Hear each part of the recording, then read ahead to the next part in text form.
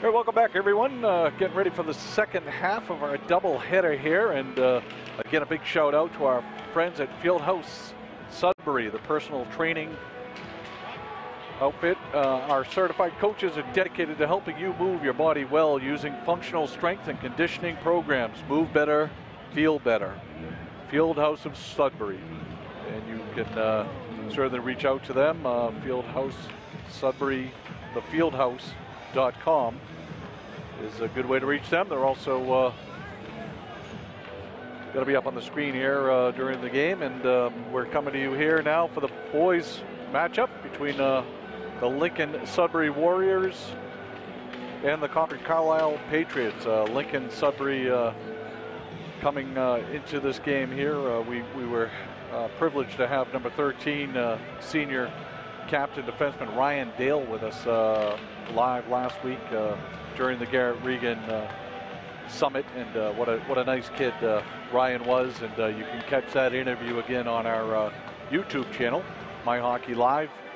All of our previous broadcasts are available on our YouTube channel, so again, go to MyHockeyLive's YouTube channel for all of the previous games from last week. We had 6 games that we brought to you, and Lincoln Sudbury was one of those games. And of course, Concorde Carlisle coming off a 7-8-4 season. The Patriots just missing out on the MIA tournament, while the Lincoln Sudbury boys did make the tournament, finishing the season at 13-4-5, did the Warriors, and they were led by junior defenseman Jacob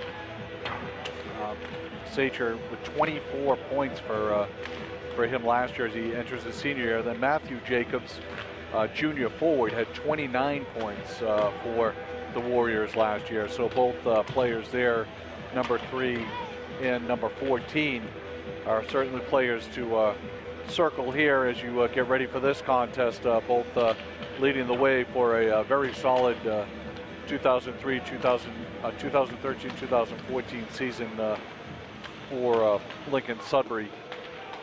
In the net is number 30, number 31, Derek Ash, who is the junior goaltender, and then now a senior this year, and Cameron Kessler backing him up now into his sophomore year. But Derek getting the majority of the play last year, finishing the season with a 2.20 goals against average. So we're going to see certainly a very strong backstop there from Lincoln Sudbury. Concorde Carlisle is led by senior forward John Carroll with 25 points last year. Then number 7, Chili Sample, is one to watch, also entering his senior year with 19 points last year. And then number 21, Charlie Canty, coming off a 20-point season. In the nets, as Paul puts on his headset, I think we've got a senior goaltender for them, right, Paul? Yeah, senior goaltender Leon Palangin, played in 6 games last year, under 2 goals. He's 1.94 goals a game. But Mark, I think a couple of those guys you mentioned may have left and gone under different paths. I don't think Chili Sample is with the Patriots here today. Okay. And also, yeah, it looks like a new roster, maybe even a new coaching staff here, Paul, right? Yeah, I think there's some new faces all around the program at this point, so we'll catch up as we get going, but just got a copy of the roster at this point. So again, that's I'm just going down the list here and trying to figure out that the starting lineup was given to us. Palangin will be in goal. The defense pairing is Jim Faber, senior, and Sam Kawako, who's also a senior. Up front, they're going to have John Carroll. I think you mentioned John Carroll. He'll be centering, he's a senior. He'll be centering Tommy Standish on the left wing, number 13, and Kevin Bailey, a newcomer, a junior, on the right wing. So that's the starting lineup. We'll have to get the rest of the lines as we move forward, but there is going to be some activity before this game, I believe, as well. Mark, we're going to get a special rendition of the anthem, and I'm not sure when the speaking part of the program is, if that's before the game or after the first period. But yeah, well, the player warm-ups are going to come to an end here at 5:10 p.m. and the honor guard will then come out by the Zamboni entrance and prepare us for our national anthem, which again will be sung by the Lincoln Sudbury accent a cappella group this time, and that'll be over by the Lincoln Sudbury bench. So they're just getting ready to do that. These two teams last year faced off twice. December the 14th of 2013. It was Concorde Carlisle getting the better of Lincoln Sudbury in that one, 6-4. And then in January 25th of 2014, Lincoln Sudbury coming back to beat Concorde Carlisle 3-1. So these two teams split last year, and that game obviously on December the 14th was for the Cup.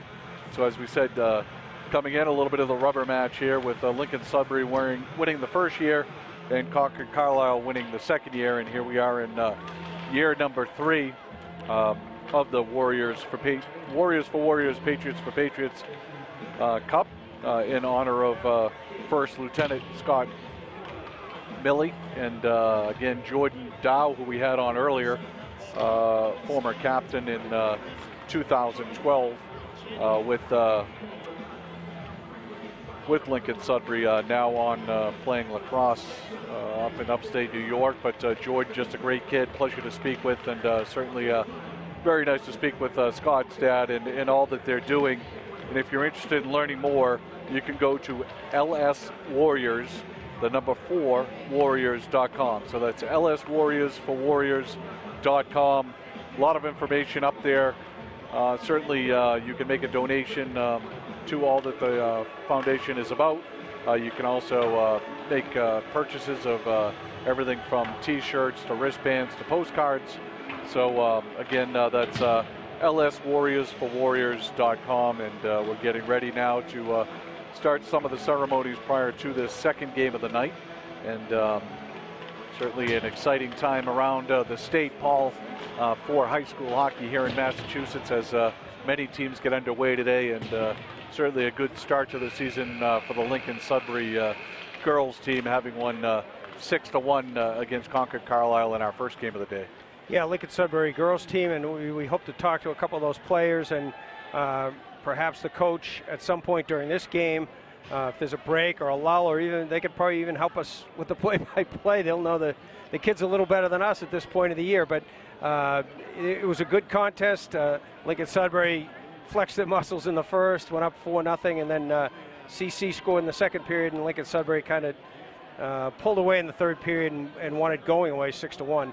And certainly a big shout out to our second crew over at Natick, calling the Natick Framingham game there as they are about to get underway live from Natick, and certainly a good tilt there to start the season between two strong teams in Natick and Framingham. Good rivalry there, and yeah, we had a chance to talk to Coach Paul Spear of Framingham a while back, and he's excited about the year, and you know, he's got a real good tournament around Christmas time that will draw a lot of attention. And also, you know, he wants to be headed back to the tournament where they were last year, too. So let's send it back down to the ice now, Pat, as we see them getting ready for the national anthem and the color guard coming out onto the ice. Starting lineup for Concorde Carlisle, on defense, number 25, Jim Faber. Defense, number 19, Henry Nelson. Forward, number 13, Tom Standish. At center, number 11, John Carroll. Forward, number 3, Pat O'Brien. In net, number 30, Leon Padigian. Head coach for Concorde Carlisle is Kirk Colullo. Now we're starting lineup for Lincoln Sudbury. On defense, number 13, Ryan Dale. Defense, number 23, Justin Bain.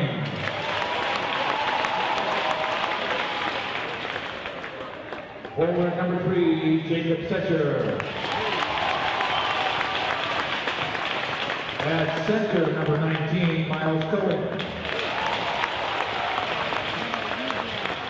Forward, number 2, Drew Baker. And minding the net this evening for Lincoln Sudbury, number 31, Derek Ash. head coach for Lincoln Sudbury, Tom Carl. Ladies and gentlemen, I'd like to have you stand and welcome the Navy Clouds Honor Guard.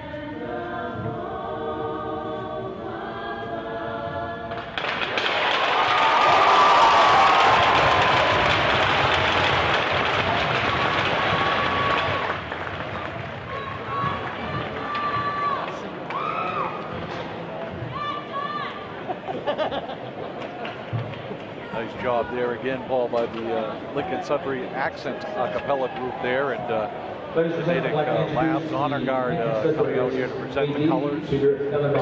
Now I think we're going to get some words here. Peter Ellenbass, the Lincoln Sudbury Athletic Director, is at the mic. Peter's going to join us at the end of the first period, so we'll have Peter up here. Thank you, everyone, of for course, coming tonight. Steve Milley as well, making some remarks. A wonderful event. It's what interscholastic athletics is all about. I'd like to start just by asking everyone to sit down except those who are serving or have served our country so we can recognize you.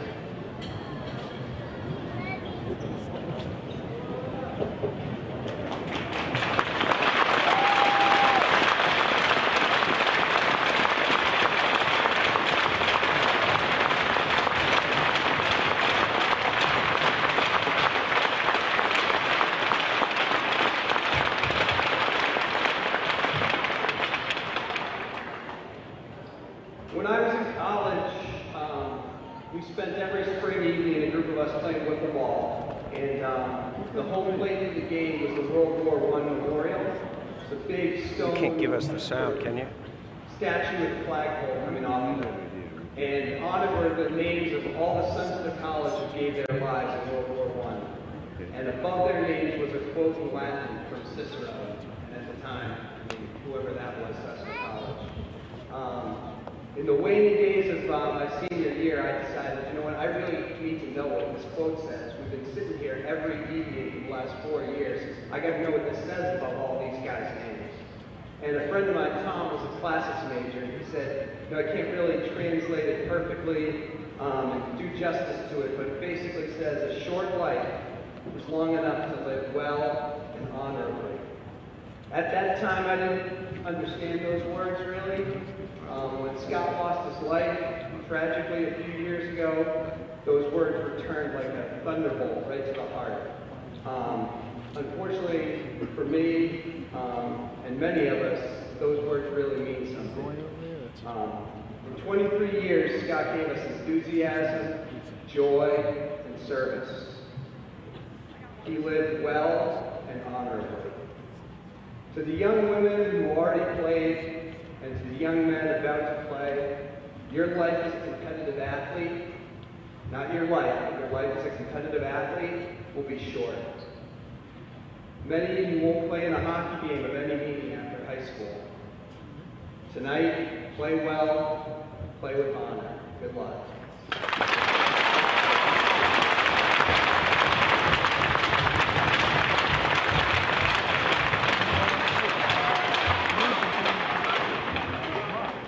Just want to quickly introduce the bravest man I know, and probably the best dad there could ever be, Mr. Steve Miller.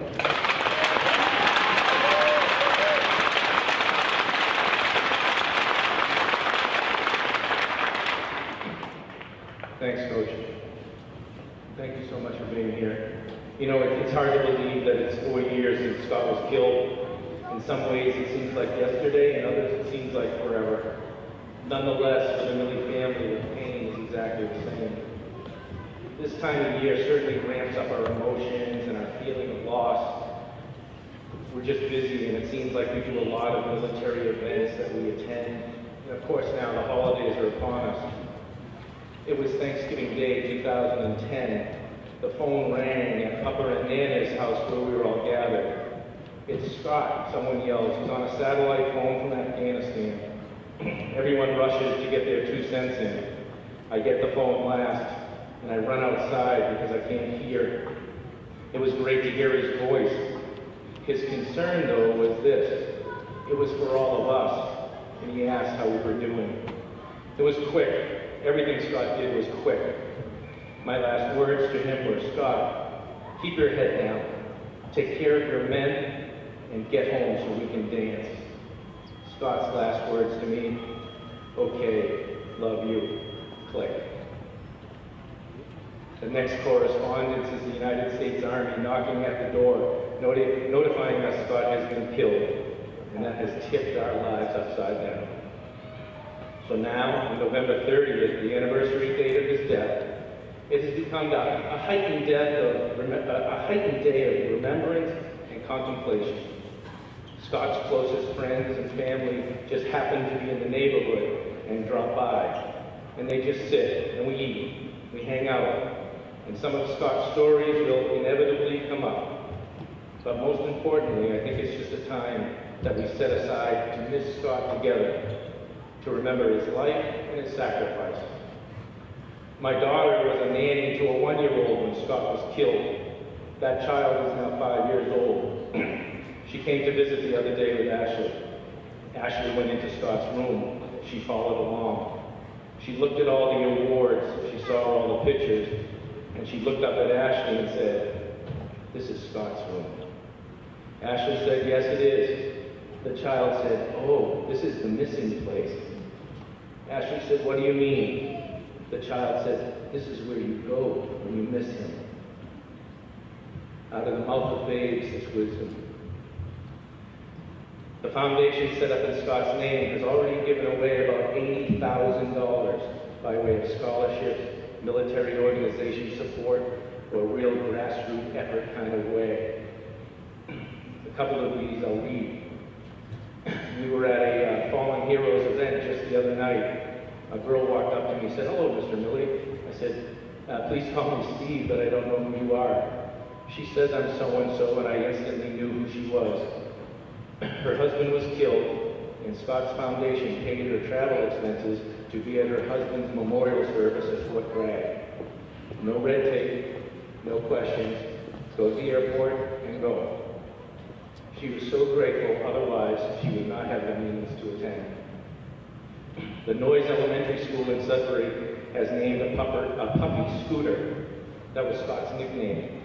He is now in training, and one day will be an assistance dog that will be given to a veteran in need at no cost. What these dogs do is amazing, and it is expensive. Scott's Foundation helps pay for this training.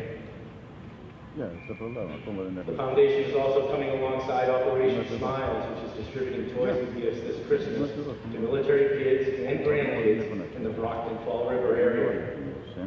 By your very attendance here, and by all those who donated today, you are all part of the blessing that is poured out on people in need by Scott's Foundation.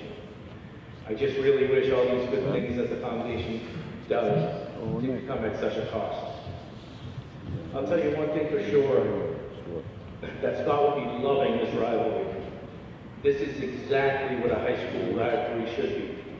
A build-up of anticipation, high level of play, and a respectful handshake at the end, and then we wait till next year. Scott always thrived on when the competition increased.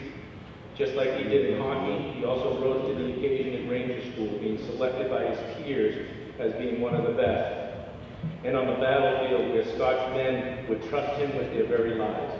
They would follow him anywhere, they told me that. Little did they know, just like in hockey, just like in Ranger School, and then on the battlefield, Scott put others ahead of himself. He put their very safety above that of his own. And that selfless act saved him and cost him his very life. Scott's life was cut short, fighting for our way of life. There are people out there that want to take it away. Don't forget, the war on terrorism and the American way of life continues today. Our country needs more patriots. Our country needs more warriors. In the words of Winston Churchill, he said, "Victory is won when ordinary men obey their orders." Sometimes obeying those orders is a difficult thing to do. The men that do this successfully aren't just a warrior or just a patriot. Somehow they're both. When you add them together, you end up with the word hero. First Lieutenant Scott Milley was one of those men. Since 9/11, there have been others from Concorde, Carlisle, and Lincoln, Sudbury that took the oath to protect our country and made it home safely. We applaud you for your service.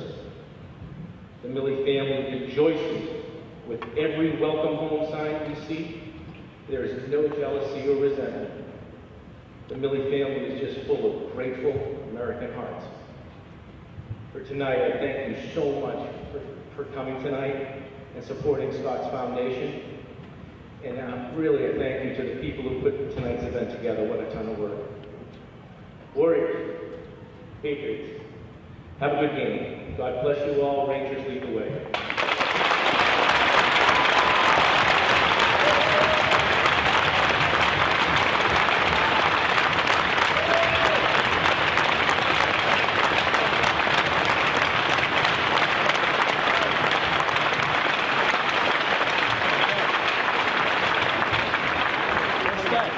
Ladies and gentlemen, if I can have you focus your attention on center ice, as there is going to be a ceremonial drop.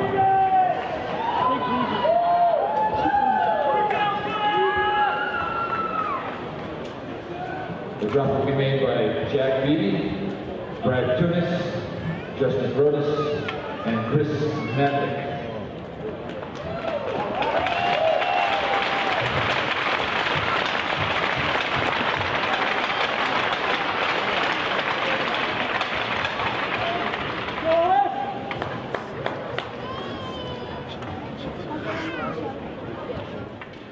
Mark, a touching ceremony to start off the season for these guys. It's a big night here. In the words of Steve Scott's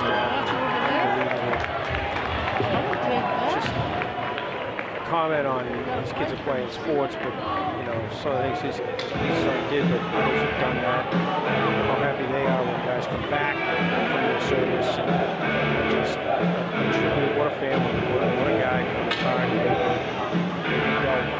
Something they'll never forget the rest of their lives, but what an honor to be here for these guys today. Yeah, and you know, obviously Steve very much trying to continue the memory of his son and all that he did here at Lincoln Sudbury, and then of course for our country. And you know, what a great day it is for Lincoln Sudbury and Concorde Carlisle, and hopefully they'll continue this. It's only the third annual, and hopefully many more to come. And you know, we saw we got to speak with Jordan Dow, who was on that captain of that first team back in 2012, and you know, the three captains there, and then the three captains from Concorde Carlisle. I'm sure that remains with them, you know, probably the rest of their lives, right? So Looking forward to the start of this one, Paul. We're set to go here. The face-off between Carroll for Concord Carlisle and number 19 is Miles Cohen for Lincoln Sudbury. And quickly, there's a shot on net, and Derek Ash has to come up with the first save of the game. Again, we'll get caught up on all the numbers as we get going here. But John Carroll, the high-scoring returning forward for Concord Carlisle, wins the draw. Back to the defense. They keep it in the zone for the moment. It's Harry Nelson, number 19, for Concord Carlisle. But coming the other way is Jacob Satcher for the Warriors. They try to control near side. Satcher trying to go into the middle. Here's Cohen with a shot, a save. Losing it was Palangin. He made the save, but he didn't know where the rebound was. Palangin literally got that with the butt of his stick as it was going by him. Carroll with a big hit on Satcher behind the net, and now Concord Carlisle will skate it away. Kevin Bailey, number 4, gets it to center, but can't get it in the zone, and now long shot in is going to go for icing here off the stick of Jim Faber, number 25, and the teams will change up. 14-13 to go. First minute of play here. Yeah, good first shift for both teams there, Paul. You know, Concord Carlisle coming out and carrying early momentum, and then Lincoln Sudbury grabbing control and getting a good shot on net there, as you said, and big save to keep it scoreless. Again, sorting out the line the defense pairings and the line combinations here as we get going early on in the first number period 6, of play. Ryan Tobin, able to keep that puck inside the blue line and dump it back into the corner as Concord Carlisle tries to clear it back around. A couple of big hits already early in this game, Paul, so certainly the physicality is there for early part of the season.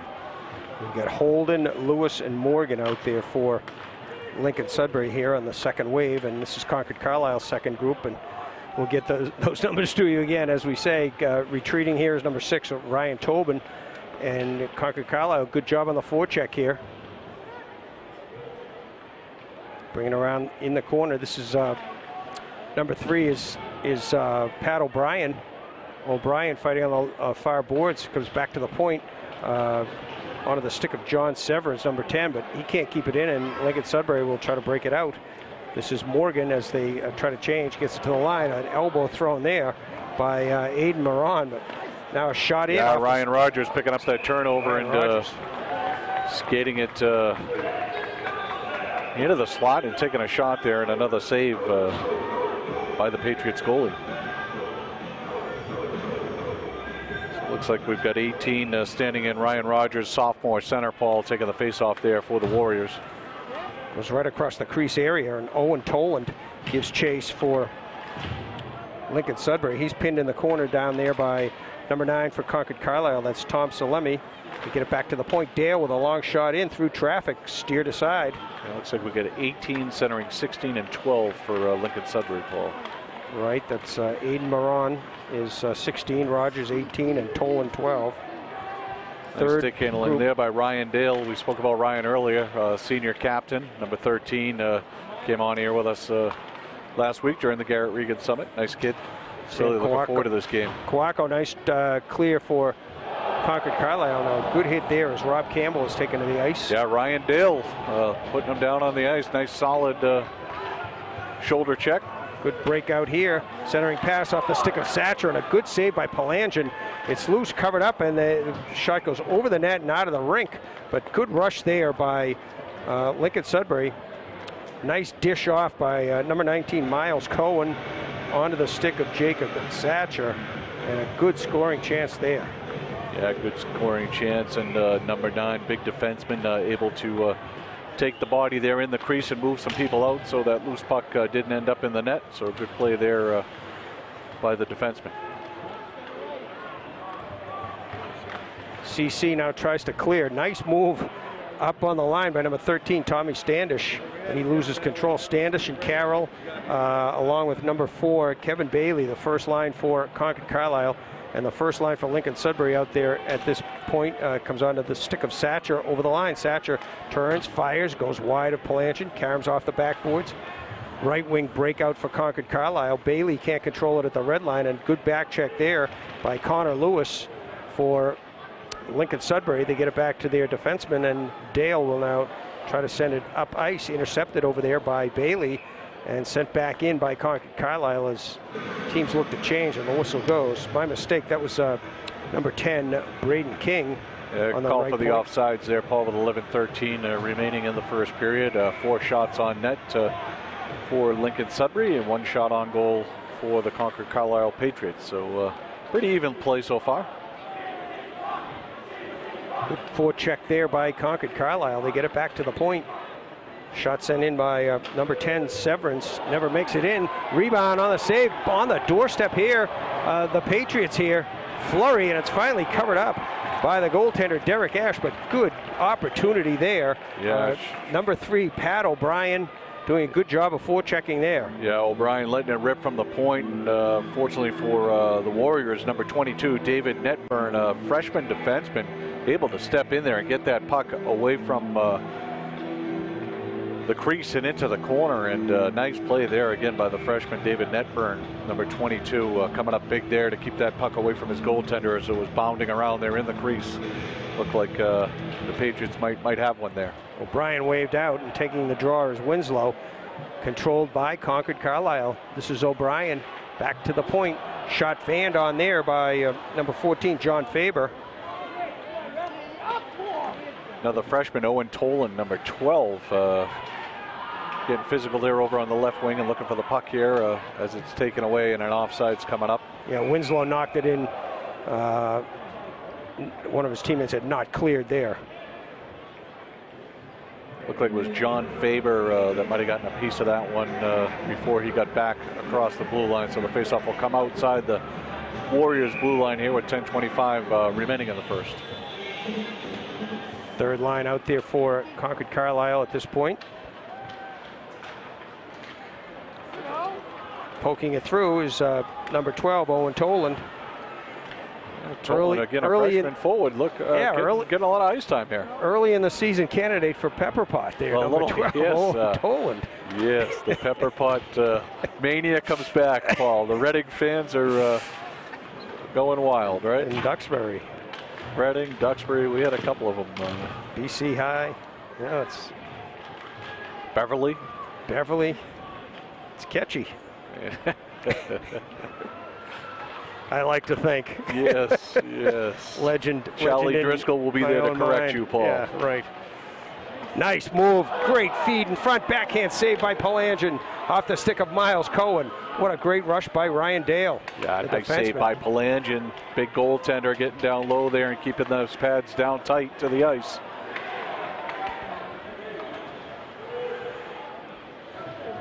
Ryan Dale, number 13, likes to take the body, Paul. We've seen him. Yeah, he's a physical defenseman, I think we would say. It's the way you need to be at this level. Goes off for a line change here. You know, good credit Concord Carlisle. They're getting a lot of bodies out there. They played, looks like 6 defensemen already, and we're only 6-7 minutes into the game here. I can see why these two teams split their series last year, with Concord Carlisle winning the first one 6-4 and Lincoln Sudbury winning the second one 3-1, and 8:52 remaining in the first period and no score thus far. So both goaltenders doing what they need to do, with the left-hander down here in net for Lincoln Sudbury. Yeah, Derek Ash is he's played a lot of hockey, so. Yeah, senior assistant captain on the squad this year, and looking to take his team a little deeper in the MIA tournament come March. The road to the Garden, March 15th.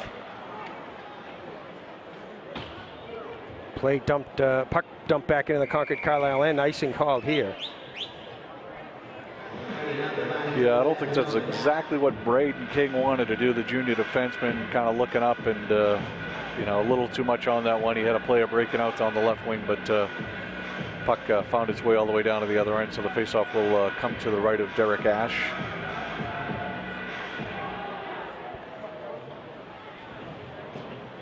Play underway up the boards, trying to poke it out for Lincoln Sudbury's number 5, Eric Holden. Holden on it again, skates through center ice, tries to send his left wing away. This is 27, Will Sheldon.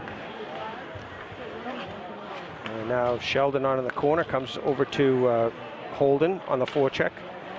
Back to the line to Braden King, looking for help in the center.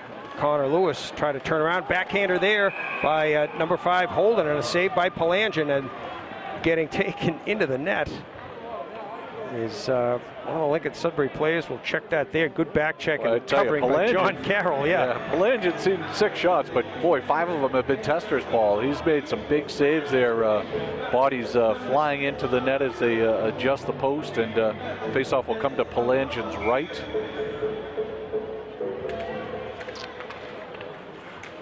Sudbury winning the faceoff there. Paul is 22. David Netburn pinching in from his right point duty. And we got a lot of players getting ice time early here in the game, and here's a bouncing puck. Concorde Carlisle trying to break through is Owen Bailey. Can't do so, and coming the other way are the Warriors. Pass into the middle. Good follow up there by number 16, Aiden Moran. Puck goes wide. Karam's off the backboard. Circling in the corner, open man in front. Long shot in off the stick of Justin Bain. Goes wide. Big wrister there, boy, just missing the far side, but beautiful wrist shot. A lot on that one. Standish now. Up to center to Carroll. Carroll looking for number 5, Winslow. Can't connect. And it comes. Ryan Deal was not going to let him by, Paul. No, he's a stalwart there in the middle of the ice. Yep. Stepping up, it is a nice big hit. Teams both change on the fly. Cohen can't control, and picking it away is number 25, Jim Faber. Can't get it in deep. Faber is upended, no call. John Carroll floating here on top of the circle, but out comes Sudbury. Satcher now on the go here. Top line out there for Lincoln Sudbury. Satcher on the off wing, goes deep. Centering, pass in front, a shot and a save by Palangin off the stick of Baker. Drew Baker was wide open and got off a good shot, but great save by Palangin. Yeah, it looked like number 19 also might have gotten a piece of that one, Paul, jumping in the middle there. Looks like almost a 4th line out here for Concorde Carlisle at the moment. It's backhanded in by number 26. That is Richardson out for the first shift. He was out there with Scarpa and another line mate here coming the other way. Baker sends it in. It's redirected wide. Good support on the back line by by Bain rather.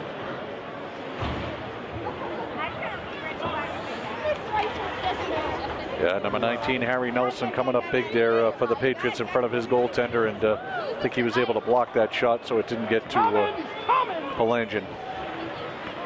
Puck now in the Lincoln Sudbury end. CC trying to get a good scoring chance, but it's skated away now by Eric Holden. Holden with a burst of speed down the right wing. Able to get the puck in front as he was, Holden was taken into the corner by Severance, but he's still able to get it out front, and play continues. Holden circles and a score here as Holden shot caroms off the body, I believe, of Lucas Morgan. Yeah, it looked like that one did go off of Morgan.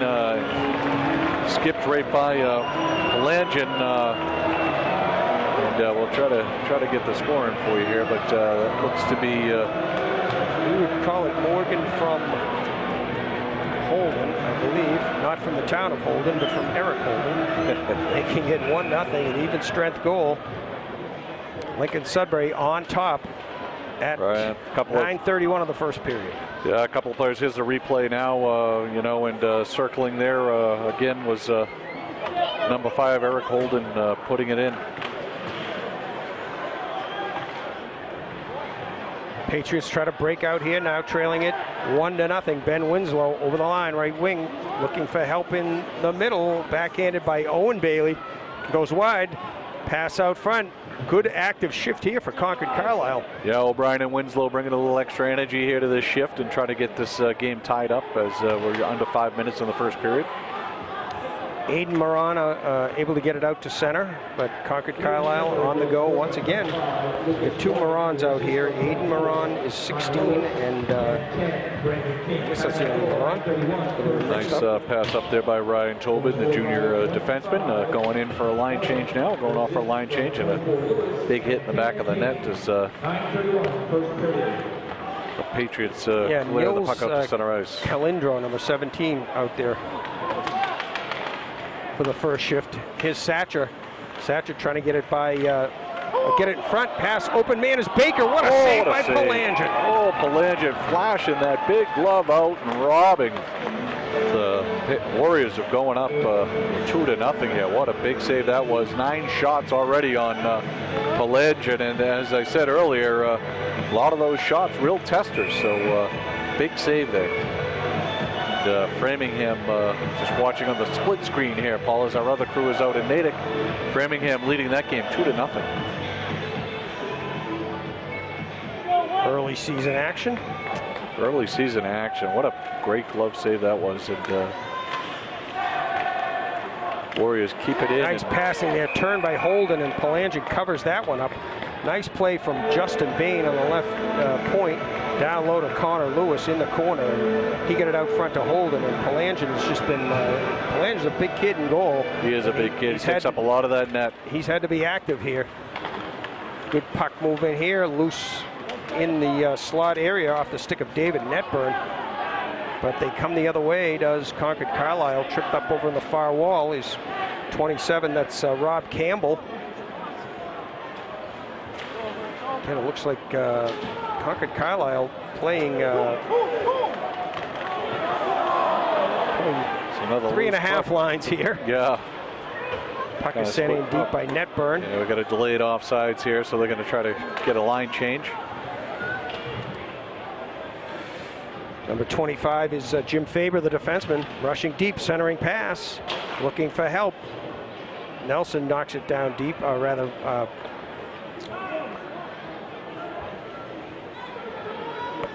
that was Calindro, 17, knocking it down deep. Yeah, a little speed out of center ice by Owen Tolan as the puck goes up into the stands, cleared up there into the stands by the Patriots. Number 14, John Faber. Beautiful goal, huh? You guys are flying. Getting us a little timeout.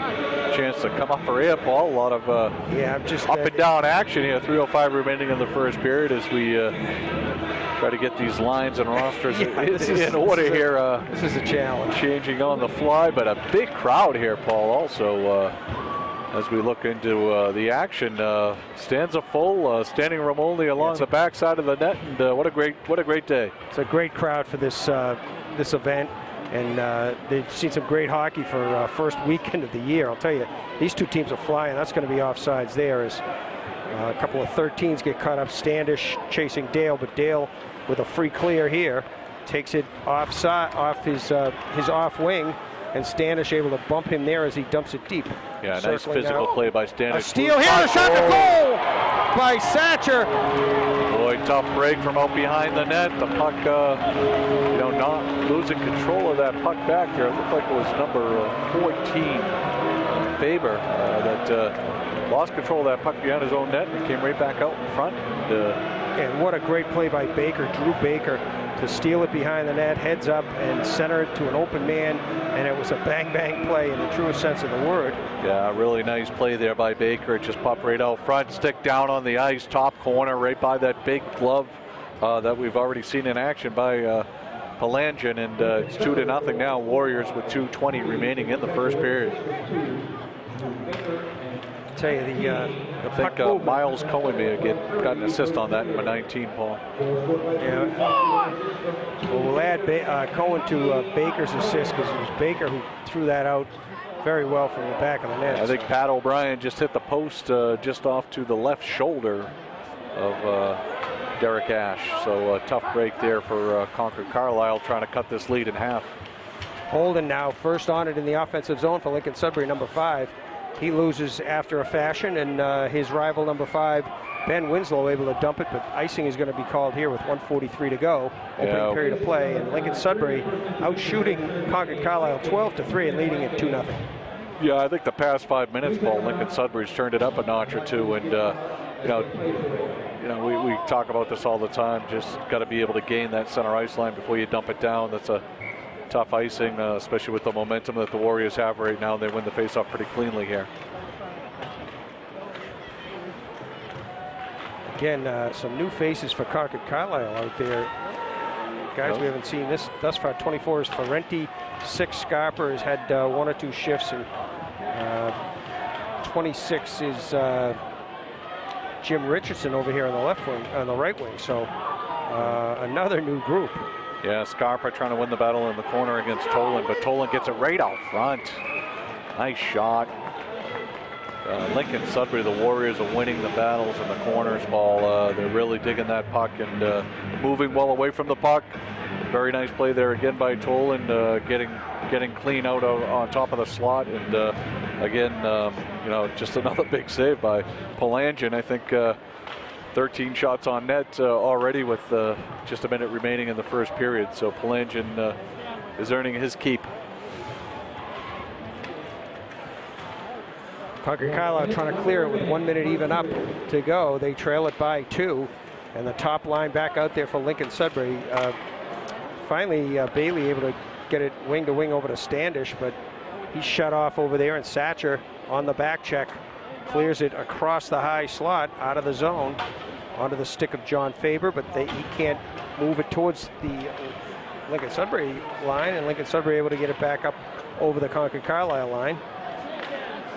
Veteran group here, Paul, for the Warriors. They've got a few freshmen on the roster, but certainly a lot of juniors and seniors as well. So coming off a 13-4-5 season, I would expect to see them atop the standings there over in the Merrimack Valley Dual County Division. Here's Holden in close, another save by Palangin. Yeah, Palangin closing up that 5-hole. Holden thought he saw a little daylight there between the pads, and Palangin saying not so fast. Excellent forecheck there by, I thought it was Justin Bain, but I think it was Netburn in there for, no, it was Bain, 23. Bain, sorry, Netburn, 22, was in there from his defense position forechecking, and he forced that turnover that Holden was able to pick up a loose puck. Freshman's playing aggressive. He's done that a couple of times today. Dale Long wrister in, steered wide by Palangin now with 5 seconds to go. 5.3 to be precise, and there'll be another face-off in the Concorde Carlisle end to the right of Palangin. Holden on the draw here. He's got Satcher in the middle, the left wing headed to the goal. Ryan Dale dangerous, 7 goals, 5 assists last year here on the left point. And there's Tobin. The shot blocked by the pads of O'Brien. They give chase, but the buzzer will go, ending the first period of play. And it was a good one for Lincoln Sudbury as they were able to pot 2. 2 out of their 15 found the net. Concorde Carlisle only 3 shots on net. They played better than a 15-3 deficit in shots, but they weren't able to get a lot of scoring opportunities. And conversely, Lincoln Sudbury making the most of theirs. Palangin able to keep it to 2-0.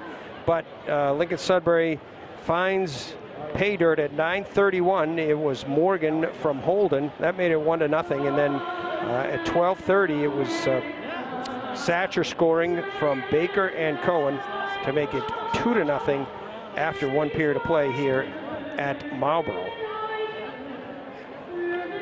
So we're going to get athletic director Peter Allenbus up here with us, the athletic director for Lincoln Sudbury. I believe he's going to join us in between periods. Coming to you live again from the New England Sports Center, and big shout out to our friends here, especially Wes Tuttle. Wes Tuttle again running the rink here in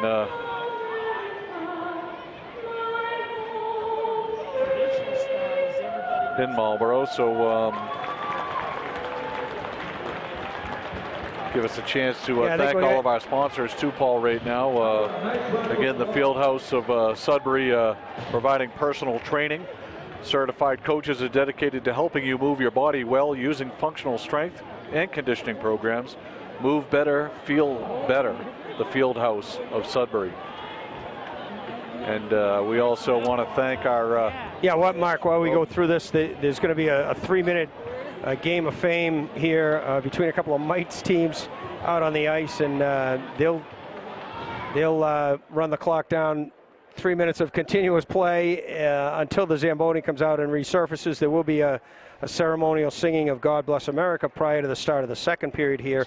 And now that you say that, I think Peter might have a 2 of his kids playing in this game right here, so he may not be joining us. But we'll see. Paul Hardy, the Lincoln Sudbury girls coach, may stop by at some point, but right now maybe we should just take a break and.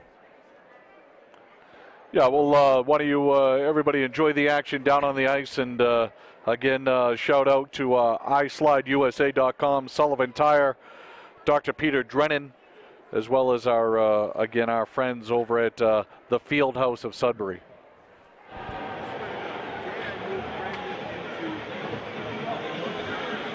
Welcome back, everyone, to Marlboro. 2-0 here. Lincoln Sudbury ahead of Concorde Carlisle. The Warriors scoring 2 goals there in the first period. First one coming at 9:31, Paul, and the second one coming at 12:30. So good first period there, certainly, Paul, for the Warriors. Yeah, it was up and down. Obviously, a little feeling out as the teams are out here for the first time. Live in a meaningful game that counts. I guess that's being redundant, but the point is, they came to play. They were ready to play, and it was up and down for a while. And then Palangin became the star of the first period, the goaltender for Concorde Carlisle, as he turned back one bit after another. And the goals he was beaten on were just, both of them were bang affairs, just quick shots that he had no chance on. You can't blame him on it. And no, he saw 15 shots in that first period, Paul. So they're gonna, the Patriots are gonna have to step up their defensive game there if they want to stay in this one. Again, they're trailing 2-0, but as you said, easily could be 4-0. Yeah, again, it's not. I would say that I'd credit the Lincoln Sudbury forecheck rather than blame the Concorde Carlisle D. They're throwing everything they have at them, and Concorde Carlisle is just. I think they're just. They're not starstruck, but I think they have a lot better idea of what they have to try to do this period. Right, so the puck played away. Icing is waved off here as Dale circles back and loses an edge there momentarily. Leaves it over to his partner Bain, and Bain able to get it up to on the right wing side for Baker. Baker up for Satcher. Satcher backhand pass in the middle, intercepted, and coming back for it is O'Brien. Standish. Standish over to Carroll. And Satcher back on it there. Now there's a little ice that's not frozen over there as Cohen overskated that one, and it's dumped in deep. Giving chase is Carroll, but Dale able to turn away from his opposing captain, and the long wing-to-wing pass. Yeah, looking for Miles Cohen streaking down that right wing. The junior forward not able to catch up to that long outlet pass, and Concorde Carlisle had a quick change there, Paul, to start the period, and faceoff will now come down in the Warriors zone. O'Brien and Holden on the draw here. O'Brien for Concorde Carlisle and Holden for Lincoln Sudbury. 2 very good second lines here. Good depth by both these teams, as this line has been a going concern. Holden's line here, and he turns and gets off a good shot, but goes wide. Kept in at the far point by Ryan Tobin. Tobin down deep to Holden. Eric Holden trying to get away from O'Brien. Holden with a powerful move into this slot area. The shot right along the ice, saved by Palangin with Connor Lewis for Lincoln Sudbury right on the doorstep. Yeah, Palangin wasn't sure he had that one, Paul. I don't think he saw it until the last minute. He was down in the butterfly. Fortunately, had those pads down tight and didn't get underneath. So he used the pads to make a on the ice save. I don't know if Brett Igo would foster that style, but nonetheless, it worked for Palangin there. Yes, I don't think that's from the Joe Bertagna goaltending school. But, big hit behind the net. Concorde Carlisle able to skate it away. John Faber trying to find right wing Winslow up there. Bounces off his stick, and circling back is Tobin for Lincoln Sudbury. The pass does not connect. Icing waved off, and John Faber retreats for Concorde Carlisle, able to step away from the forecheck there of Lucas Morgan. Pass does not. We have a lot of not. This one's going to be icing. Yeah, they're looking for these long outlets, but they're just not there. The skates aren't moving just yet, and that's going to come as the season goes along, Paul. It's still early. We'll make excuses. Maybe it's a combination of an extended between period break there, or maybe the ice is, the ice doesn't look great here, freezing. That's no comment on the status of this rink. It's just a lot of people in this building right now, and it's still in the 40s here. It's not middle of hockey season here where the rinks can use some of the outside atmosphere to assure a good surface right at a good sheet right at resurfacing. And let's stop being a meteorologist now. I'll leave that to Cherie Springer, and they dump it in the zone here, and it's circled around there by number 9 Salemi for Concorde Carlisle. They can't get it up the left wing boards, and it's stolen down deep by Toland. That Pepper Pot, he's making a bid to be Pepper Pot of the game here. Toland, he does a good job in among the trees, but he loses it eventually, and sending it in deep is Kawako. Funny bounce there, and Ash has to cover it up off the backboards for Lincoln Sudbury. Yeah, good job by Derek Ash to, as you said, kind of a knuckleball coming in on him, control the puck, get the whistle, get the line change, set it up, and you know, don't try to do anything too fancy with that puck. And face-off coming to his right. Cohen on the draw, and Carroll for Concorde Carlisle. Concorde Carlisle controls, funny bounce there, and an even funnier carom from the perspective of Derek Ash. He has to cover it up in the still wet crease there. He did have Tobin, his defenseman, as help there, but opportunity for Concorde Carlisle. They can't clear off the face-off, and it's stolen away by Standish. He can't get the shot off. It's stolen back by Baker. Long wing-to-wing pass. Sends Satcher in alone. Shot goes wide. And Satcher, upset with himself, takes a hack at the back of the net. Tobin now, long shot in, sails above the head of everybody in front, including Palangin, the tall goaltender. Satcher can't control it behind the net. Skating away for Concorde Carlisle is Carroll. He can't control Satcher. A steal. Satcher tries to stick handle in the high slot, loses it.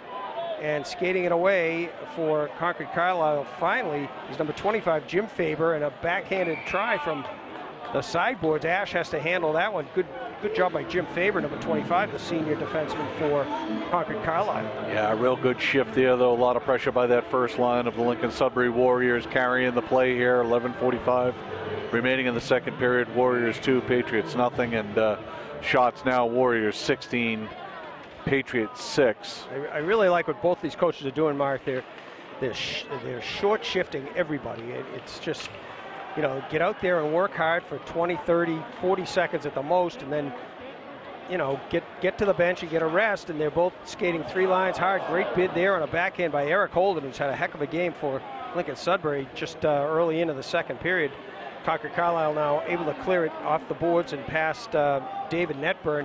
And coming in out of nowhere for Concorde Carlisle, looked like Standish there, who hustled down and got a scoring bid. Standish was able to get underneath Netburn's stick there, and Netburn wasn't able to...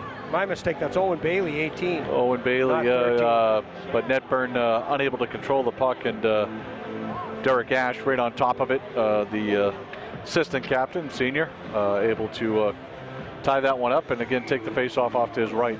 Scarper, Richardson, and Ferenti out here now for Concorde Carlisle. They're going to skate against the line of Ryan Rogers, Owen Tolan, and Aiden Maron. Some familiar names on Lincoln Sudbury, last names that match the last names of some of the girls players, so family affair probably here. Some family affair here at the Warriors. Kawako now retreating with the forecheck by Maron. Good cover up high by Ryan Rogers. Rogers now behind the net. Rogers, far side, centering pass to Tolan. Wrist shot goes just wide. Great teamwork there. Puck is loose behind the Concorde Carlisle net, and now Kawako trying to bang it up the boards. Kept in at the point by Tobin for Lincoln Sudbury, but it jumps to center ice. This is Richardson, number 26. Richardson not able to get full force on it and get it deep. And Lincoln Sudbury able to clear it. Good play there by 24 for Concorde Carlisle, Ferenti. And they got a scoring bid here as the backhand by Carroll. Can't get through the slot. Nice little stick check there by Ferenti. Standish with a steal and a backhander there. And yeah, good shift by Ferenti, Tony Ferenti. He's going to earn more playing time with activity like that out there. Absolutely good effort all the way around for him in the offensive zone. Playing physical as well, and I think we'll be seeing certainly more of him as the season plays out. John Carroll on the draw, the leading scorer for Concorde Carlisle, the leading returning scorer. Back to the point, long shot in, deflection there, and Ash was covering with a shot. Originally he was going to go, and now it bounces all the way out. Baker and Satcher, 2-on-1. Baker can't get the shot off. It's great job by Jim Faber to hustle back and break that play up. Concorde Carlisle right back out of the zone. This is Faber on the rush. Faber doing it both ends. He can't get it around.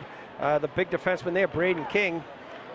And Dale will try to settle it. Nifty stick handle behind the net, and now he has to retreat and skate away from Standish. He's hit there by Carroll. Dale says hello to Carroll right back, and there's a high stick by on the by Faber, I believe, but no call. Braden King, the defenseman for Lincoln Sudbury, all the way deep into the offensive end for Lincoln Sudbury, but can't control, and it comes back onto the stick of Ryan Dale. He'll 360 it away from the forecheck there of Owen Bailey. Dale on the go, far side, off wing. He's in deep. Ryan Dale behind the net, kicks it into the side of the cage and loses control. Loses possession, but circling back up high for Lincoln Sudbury is number 24. That is Connor Lewis. And now finally Concord Carlisle gets possession, but they can't clear. Lewis over in the high slot, and a wrist shot and a save, and Lewis on the rebound scores. Yeah, just a big open net there for the senior right wing, Connor Lewis, number 24. Just good right man at the right time, right, yeah, Paul? Working with Morgan, and this line has their second goal of the game. It's going to come at the 6:17 mark of the second period. Palangian making that initial save. Nice stop there down low, and puck coming out to his left, and he got caught up over on the right side of the net, and nothing but net for number 24 Connor Lewis, who wasted great play little by time. Lewis all around. He was on it. He had a couple of chances, and then he fed his line mate Morgan up high in the slot. Morgan's shot took all the attention of Palangian, and everybody went his way, and Morgan made the initial shot, and Lewis just hung out, waited for the rebound, and was able to put it in an empty net. Yeah, face-off going to come down here in the Patriots zone.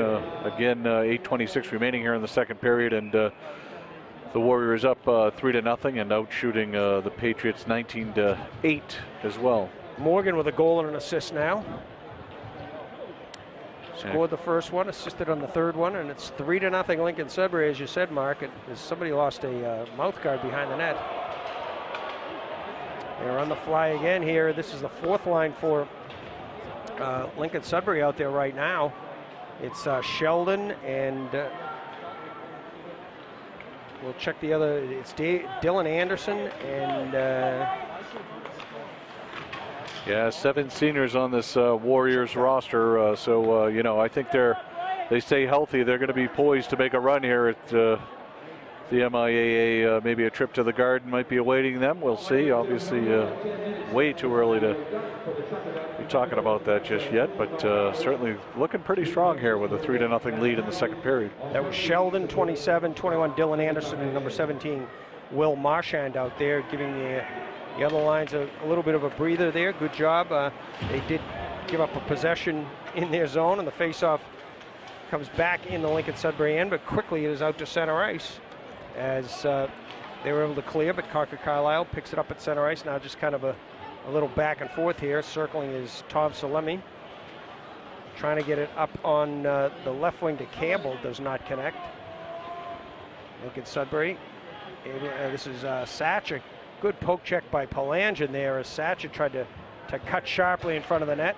Now a long shot in off the stick of number 10, Braden King, is gloved by Palangian, and the whistle goes. Faceoff will come to his left in his own end of the building.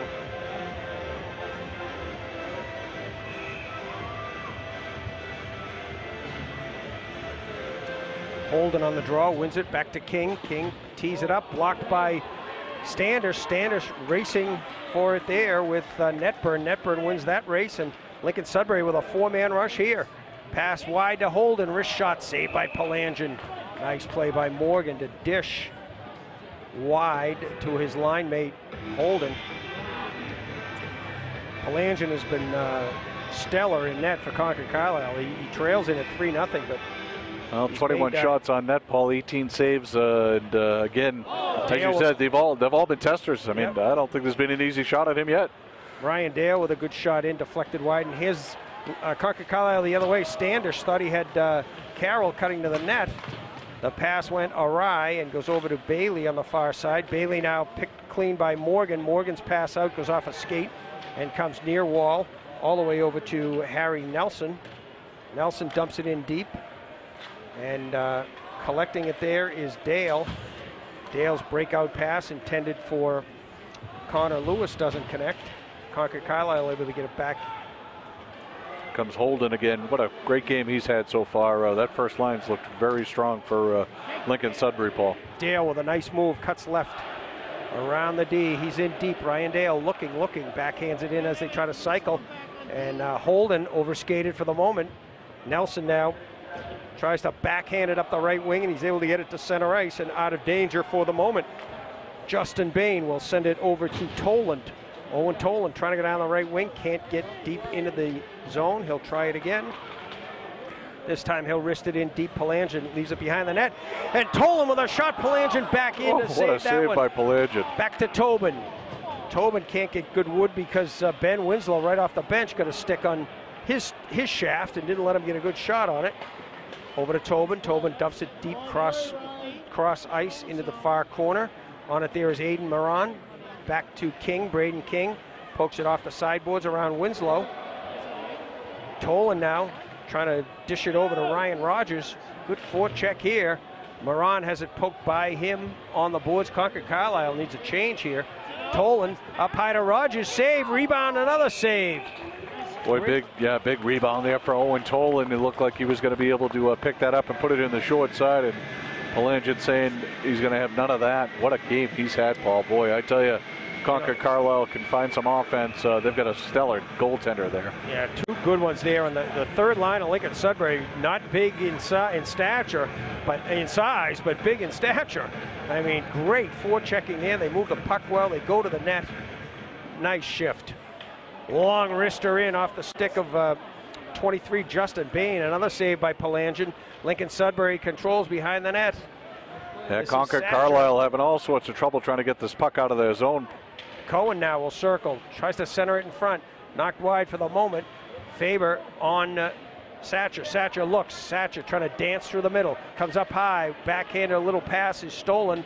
Satcher gets his stick up high as they clear the zone, and skating back is Netburn. Netburn circles, trying to get away from O'Brien. Good job by O'Brien to pick it away, but comes onto the stick of 23 Bain. Bain, a wrist shot and a score, and he follows on rebound and scores. Wow, what a rush by number 23 Justin Bain, the junior defenseman, coming all the way from his point, picking the puck up, coming across the blue line, getting off a nice shot. Again, initial save by Palangin, and as you said, Paul, following a shot to the net, never gave up, picked up the loose puck, and had an open net. Put it right in the back to put the Warriors up 4-0 with 4:25 remaining in the second period. And great goal by Justin Bain, and I'm assuming that Kayla Bain is Justin's sister, and maybe he was watching 3 or 4 breakaways by Kayla, who will get she'll score a lot of goals this winter, but she was frustrated today. Maybe Justin said, I got to bring home the first goal of the game in the family today. Right. Not quite a breakaway, but almost, and seems to be a discussion going on at the Lincoln Sudbury bench there. Yeah, they might give in high school scoring, they may give an assist to Cohen there, who circled the net. And not sure if he'll get credit for that or not, but we can't hear anything up here on the announcements anyway. But Lincoln Sudbury now with the 4th group out there. Sheldon with a big hit behind the net after it was thrown in by Anderson. And now they've even got another member of this line out there, number 4, Max Croto, is out there on wing with these guys. So excellent opportunity to get some people some ice time here and some valuable experience. Yeah, good physical play there by number 27, the junior center Will Sheldon, as you said, Paul, behind the net. Sheldon had a good outing in the scrimmage we saw last week at the Garrett Reagan Summit. He had a lot of ice time in that one. Nice play by Anderson over to Croto. Croto shot off the stick of Salemi, and now they try to pin Big Anderson up against the wall over there. Goes back to Braden King, tees up a long slapper in that is saved by Palangin, and we're getting tired of never getting tired of saying that, but we're certainly repeating ourselves. All right, saved by Palangin. 25 saves on the night, 29 shots, 25 saves. Palangin, he's been outstanding. Outstanding, yeah, keeping his team in this game. Obviously they're trailing 4-0, but could be 6, could be 7, could be more. So he's done everything to keep his team in this. It's a turnover at center ice. O'Brien with a good job for Concorde Carlisle. He takes down Lewis there. And coming the other way is Dale. Dale, fancy stick handle, trying to get through Faber. Drew the hook with that fancy move, as you said, Paul, jumping back to the outside.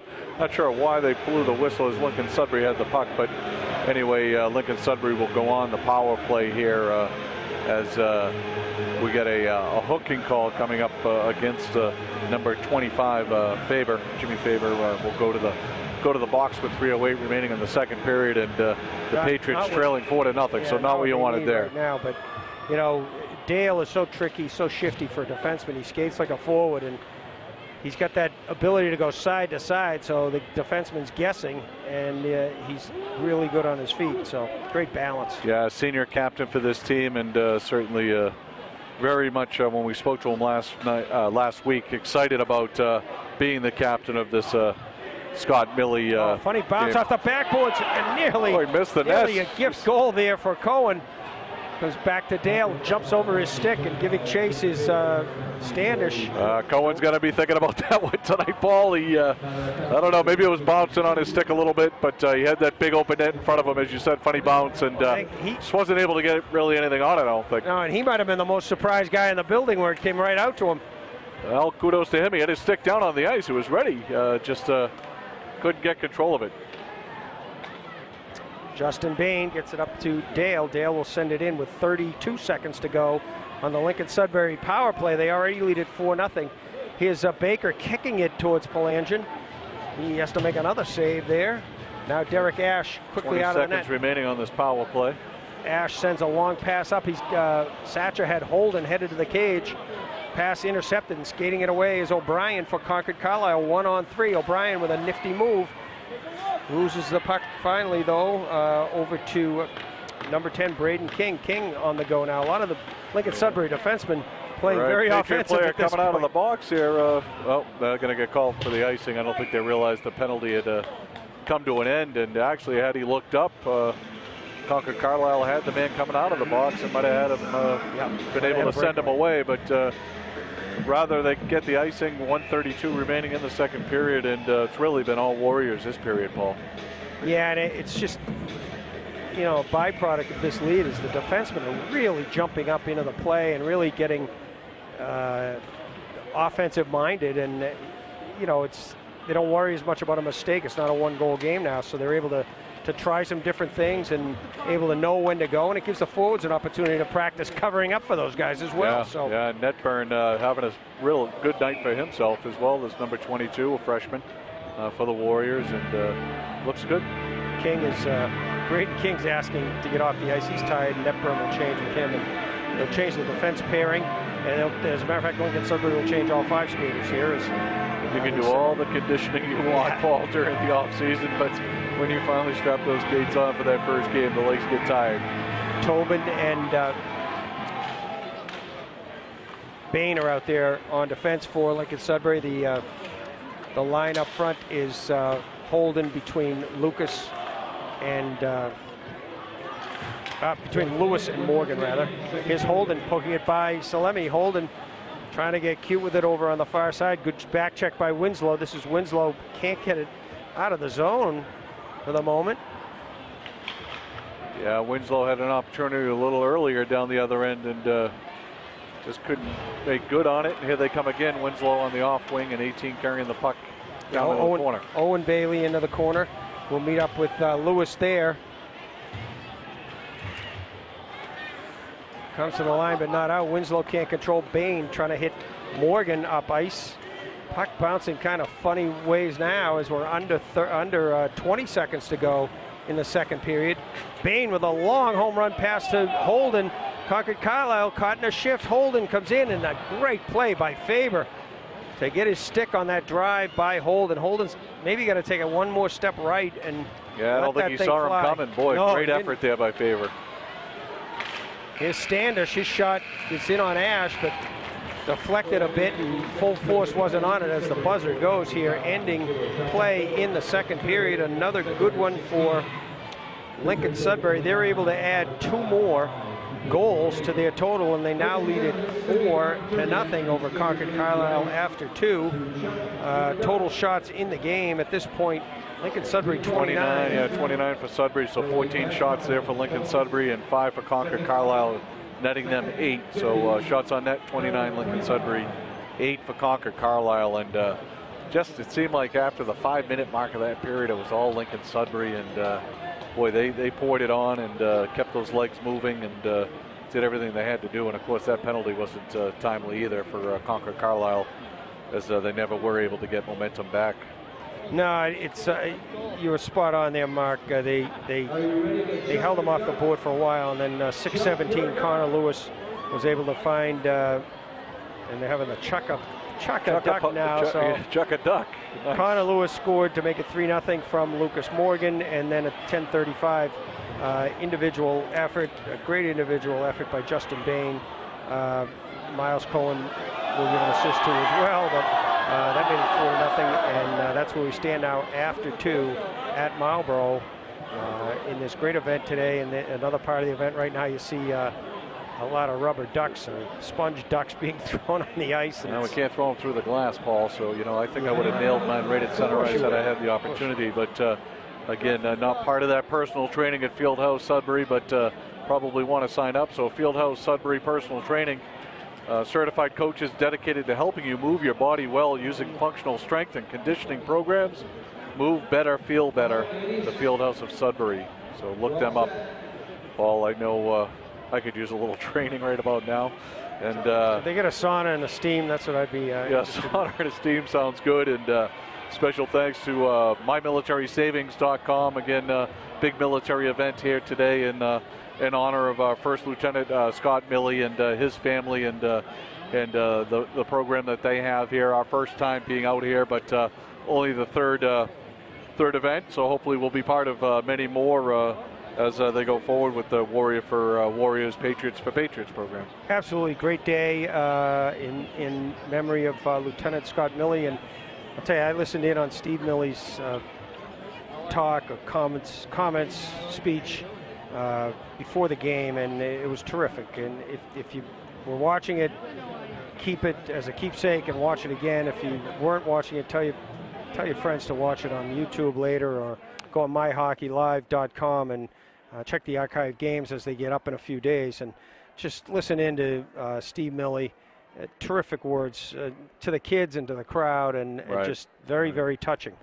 Yeah, and I know, you know, we did have an opportunity to speak to both teams actually last Sunday at the Garrett Regan Summit, and you know, everybody was looking forward to this. I mean, they understand, you know, not only is it the first game of the season, but certainly, you know, just a terrific opportunity to participate in something worthwhile and something that'll leave them with lasting memories for the rest of their adulthood, for that matter. So, we do also iSlideUSA.com, Sullivan Tire, Dr. Peter Drennan of 16, also supporters of MyHockeyLive.com, those that want to get involved with MyHockeyLive.com. Again, info at MyHockeyLive.com will get our attention, whether it's sales related or you want us to come out to stream one of your games. We're happy to do so. Pat Serio of SerioVideo.com here in the house again, behind the camera and on the computer, making sure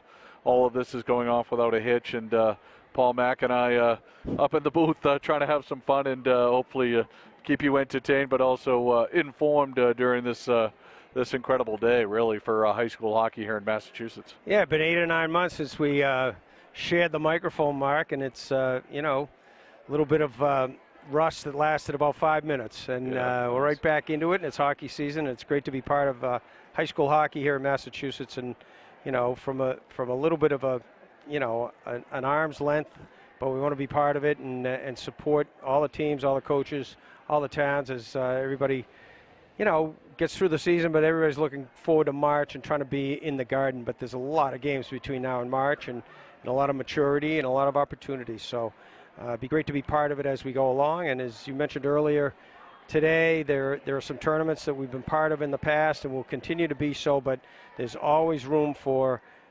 more opportunity, as I said, with teams in different leagues. And you know, just give us a call, get in touch. We've got a great staff there who will talk you through it and let you know what the opportunities are and how you get involved in bringing us out to do a game live. And doubleheaders are good, tournaments are good, single games are good. So it's a new era, we hope, in online streaming. So Yeah, Marissa Sullivan and Jane Korn and the rest of the team will make it as seamless as possible, right? You know, it's pretty much become turnkey for the most part. I know a lot of effort goes into it, as Pat is normally here well before most of us. But you know, the Merrimack Valley Dual County, you know, a great league. Seeing two of the better teams, Lincoln Sudbury having won that conference with a 10-1-1 league record last year, and Concorde Carlisle at 5-6-1. So Lincoln Sudbury not really looking like they've missed a beat, but certainly, you know, you've got Tewksbury, Boston Latin, Haverhill, North Andover. So,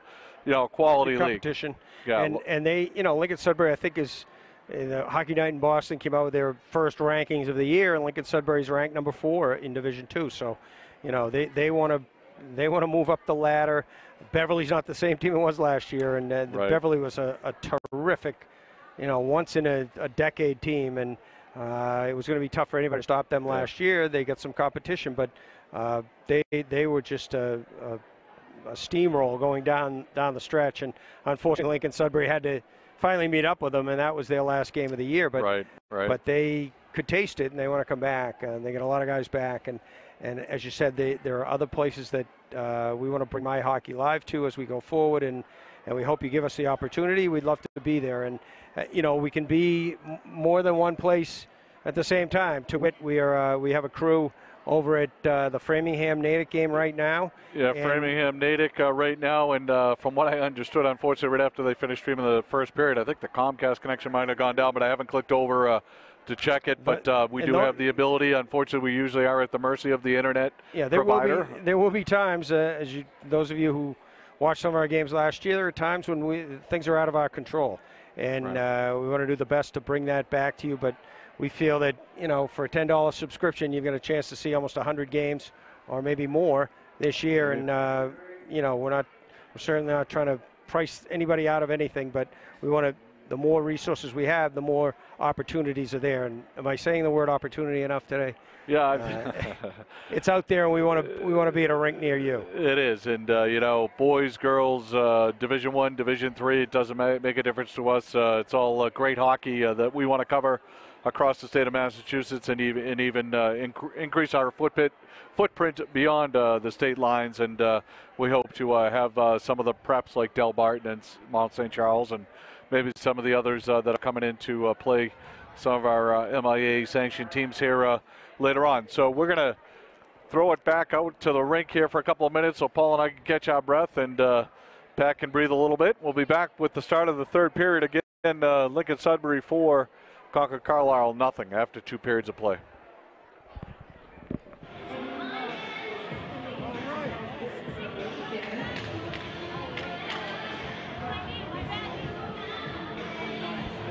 Welcome back, everyone, for the start of the third period here, where the Lincoln Sudbury Warriors lead the Concorde Carlisle Patriots 4-0 in the third annual Scott Milley Warrior for Patriots for Patriots Cup Championship. And Lincoln Sudbury having won in 2012, and Concorde Carlisle then winning in 2013. Lincoln Sudbury looking to take that cup back, Paul.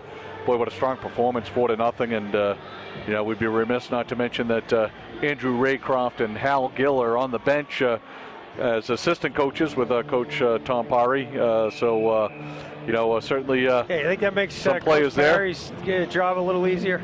Yeah, a little bit, but goaltending and defense has been stellar, actually on both ends, really.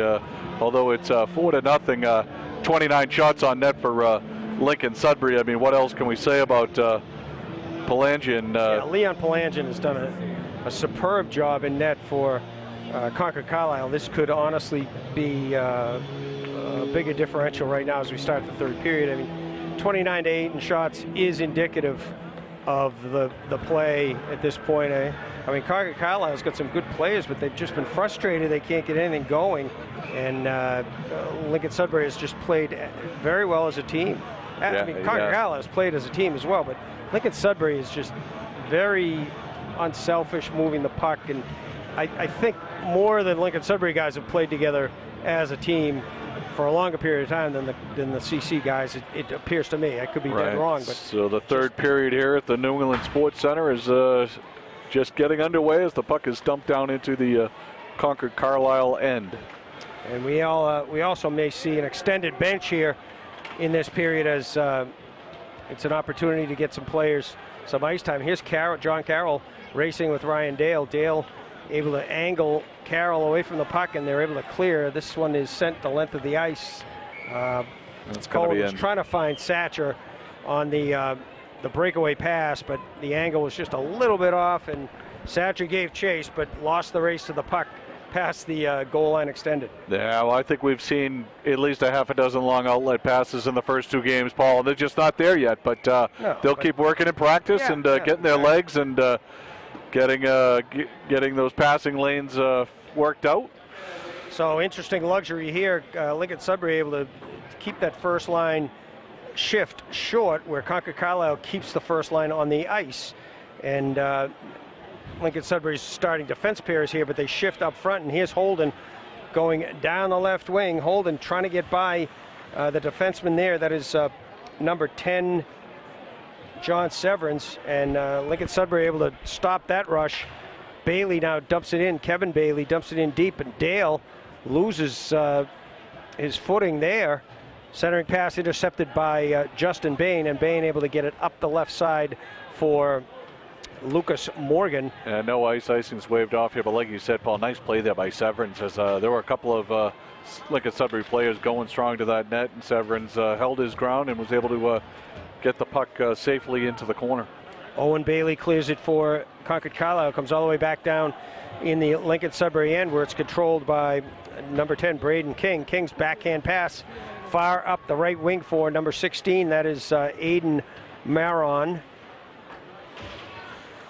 And puck is loose on the near side in the Concord Carlisle end. John Faber now trying to send it behind the net, but instead spins away from Maron, kept in at the point by Braden King. Yeah, nice job by King using his skate there and making every effort to keep that puck inside the blue line and able to dump it right back into the corner where they're cycling again, but now Concord Carlisle's taking it out and looking for a line change at the same time. Here's a break for Concord Carlisle. Coming in on net is number 27, that is Rob Campbell, but never gets a shot off. Maron trying to get it past Salemi over there, and Tolan able to backhand it to center. Yeah, good back check there by number 6, the junior defenseman Ryan Tobin, just getting his stick in there to disrupt that play. Backhanded centering pass by Ferrenti finds only the opposition, and they're able to clear. Lincoln Sudbury is. Pass off the far boards. Tobin sends it in deep for Lincoln Sudbury. Concord Carlisle thinking there might have been too many men on the ice there as they were jumping off, but not the case, and Palangin's going to get a whistle as sticks are starting to get high here as Baker got spun around in front of the net and nearly had a good opportunity, but Palangin covers up as Satcher and one of the Concord Carlisle guys got sticks high, and there's going to be no penalty call, just a no change, no further change from the bench warning from the officials. So 12:10 to go, third period. Face off to the right of Palangin in the Concord Carlisle end. And back Palangin to Bain. now up to 30 shots on goal, Paul. Bain dumps it deep. Carroll has to wing it around the boards, kept in across the way by by Netburn. He is hit from behind and sent to the ice. 2-on-1 for Concord Carlisle the other way. Great back check by Miles Cohen. Boy, and, Miles Cohen came out of nowhere and looked like a clean breakaway, and that big reach. Miles' dad will be proud of that play. We had a chance to talk to Miles' dad between periods, and we talked about the one that got away when Miles saw that open net and found out that Miles played here a lot growing up, and that carom off the wall there, off the boards, is not anything new. That's been bouncing like that for years. Yeah, they know what's coming. But he had the stick on the ice. I'll give him credit for it. I think the puck was bouncing a little bit and just couldn't quite find the handle. Circling back is Connor Lewis, trying to find his... Us dads can always be tough, Paul, you know? Exactly. Yeah. Sure, if we had our stick on the ice, right, we would have missed by about 10 yards. Good wrister in by Jim Faber. Faber's played a pretty good game for Concord Carlisle here. Yeah, he's been all over the ice. Jim Faber, the senior defenseman, number 25. Yeah, I thought Faber's played well. 27 Campbell's played well, and certainly Palangin between the pipes has just been outstanding. I mean, looking up 4-0, 30 shots. I mean, it could be 8-0 right now. Face off in the Lincoln Sudbury end, and we'll do it again as Holden squaring off with John Carroll, the captain of the Patriots. Good effort by the Patriots, too. I mean, they're not letting up at all. I think they've got a little extra giddy up right now. So skating away is 25 Lucas Morgan. Can't control, and it comes to the Patriot defense. That's number 10 over there. That is Severance. They try to get it up the left wing. Severance now skates into it and sends it up for Kevin Bailey. Bailey trying to get out on the right wing. Great back checking by Lincoln Sudbury. The guy on the far side trying to cut was Carroll. He was trying to get around Ryan Dale. You got to dump that puck in, I think. Dale out there too, but a great back check by Eric Holden, number 5, who was stride for stride with number 11 Carroll all the way back. Nice game he's had, Paul. He's had a real good playmaking center and a good skating only a junior center. too, so. Braden King now watched by Campbell. He sends it around the far side, intended for the breakout there. Campbell with a good shot from up high, and Ash has to cover up for Lincoln Sudbury. Yeah, nice steal by Campbell. We were just talking about him, Paul, number 27, really having a nice game for the Patriots here, and able to steal that puck, find a little room there, and got off a nice shot. Not a huge tester, but certainly a shot on net with no rebound there at all for Derek Ash, controlling those rebounds very nicely. Ryan Duffy now out there for his first shift of the game, 26 for Lincoln Sudbury, along with Dennis McCarthy. And this is Max Croto. I don't know what Croto's doing out there with McCarthy and Duffy. Croto, McCarthy, and Duffy. Croto being honorary Irishman over there. That play's got to be offsides. Yeah, they're going to get the whistle now. Standish tops up. Croto with a good job to get that in deep, but then Concorde Carlisle came out like gangbusters on that breakout.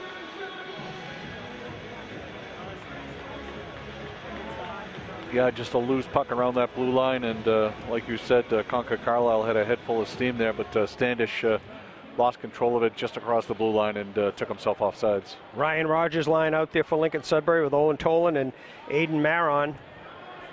They've had a good game as well, this unit. Tolan able to get it up to Rogers. He's got Maron ahead, and Maron steps off sides, but they don't get it in there. Now it's going to be an offsides. Yes, puck did come back outside the blue line before Ryan Rogers could get himself set back on side. So faceoff will come outside the blue line here with 9:53 remaining in the third period, and the Warriors holding on to a 4-0 lead. Bit of a makeshift line out there for Concorde Carlisle. They've got Winslow, the second line right wing, out at center now. And on right wing is Eric Severance. And on left wing is number 24, Tony Ferrenti. Yeah, I think coach is just trying to find some offense here, mix and match the lines a little bit, down 4-0. Time to try to open it up and find some lightning in a bottle maybe. Faber gets his stick up high on Maron over there, and Dale now closing from the point, leaves it up high to Tolan, a shot and a goal! What a nice pass back that was. I mean, Tolan will get credit for the goal. The freshman defenseman, number 12, ripping the wrist shot off from just above the circle. But boy, what a pass! What a feed right back to him on his stick, and he had a wide open shooting lane there, and just a nice play all the way around by Lincoln Sudbury. Someone's got to get him the puck. Someone has to get him the puck, and they're not going to. First varsity goal. Moves well away from the puck, and no, I mean somebody has to pick up the puck for him to give him his first high school goal, but they didn't. I'm watching the replay. Sorry. Yeah, no, and that's your that's my job, and you did it. Thank you. Try to see if that was. I think that was Satcher now over the line. He's got Cohen headed to the net. Nice play by Satcher to get by John Faber, but puck goes wide. But right on it is Baker. Baker back to the point, long wrister in off the stick of number 11, Alex Ottenberg. First shift out there on the point. It's Ottenberg and Dale. Yeah, Ottenberg, a freshman defenseman. Now, like you said, getting a little ice time here late in the game. Opposite the captain, Ryan Dale. So he's got a little bit of support back there, and we're going to get a penalty, I think, here maybe. Yeah, Paul, Satcher's going to. I think Satcher's going to take a seat. Tripping, yeah. So, yeah, I didn't see it, but looks I'll like to be trust the Baker. guys in the stripes. Number 2, Drew Baker, the junior right wing, is called Baker. for the trip. Pick your poison there. Tripping, interference, certainly a penalty there. And is that the Warriors' first penalty today, Paul, I think? Yeah, it's only the second penalty of the game. Yeah. First one on Lincoln Sudbury. Baker gets the trip.